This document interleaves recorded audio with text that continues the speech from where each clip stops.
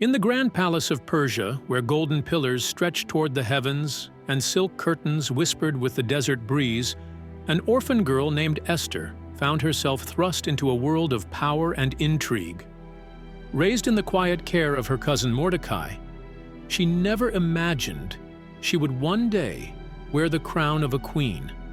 But fate had its plans, and when King Xerxes sought a new queen, Esther's beauty and grace captivated him. Yet beneath the glittering jewels and embroidered robes, she carried a secret. She was Jewish, a child of a people living in exile, a people who, even in silence, held firm to their faith. Unbeknownst to her, danger loomed within the very walls of the palace. A man named Haman, the king's most trusted advisor, burned with hatred for the Jews.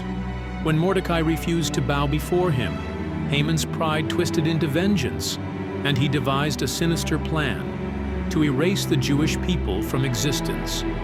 With deceptive words and a wicked heart, he convinced the king to sign an irreversible decree. On a single day, all Jews, young and old, would be slaughtered. The people trembled, their fate sealed by ink and arrogance. When Mordecai heard of the decree, he tore his clothes in grief and sent word to Esther.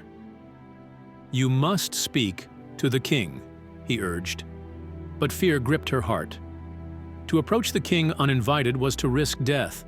For days, she wrestled with the weight of her responsibility until, with steel in her spine and fire in her soul, she made a decision. "If I perish, she declared. For 3 days, she and her people fasted and prayed, seeking strength from the God who had never abandoned them. On the 3rd day, dressed in her finest royal robes, she stepped into the king's court. The guards tensed. The air crackled with uncertainty.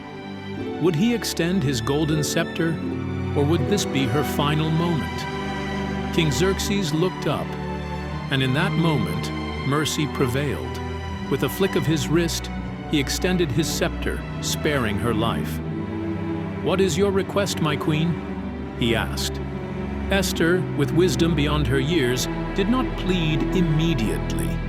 Instead, she invited the king and Haman to a banquet, and then another. At the second feast, as wine flowed and the scent of spices lingered in the air, she finally spoke. "My king, if I have found favor in your sight, grant me my life, and spare my people." Xerxes' brow furrowed. "Who dares threaten my queen?" She turned to Haman. "This vile man." The room froze. Haman's face drained of color. In that instant, he realized his fate was sealed. The very gallows he had built for Mordecai became his own doom. Justice, swift and unyielding, prevailed. But the danger was not yet over. The decree could not be undone, but another could be written. The king granted the Jews the right to defend themselves. When the appointed day arrived, they stood strong, fighting back against those who sought to destroy them. What was meant for their destruction became their triumph. And so the Jewish people were saved, and Esther's courage was forever etched into history. To this day, her bravery is celebrated in the festival of Purim, a testament to the power of faith, wisdom, and the courage of one woman who dared to risk everything to save her people.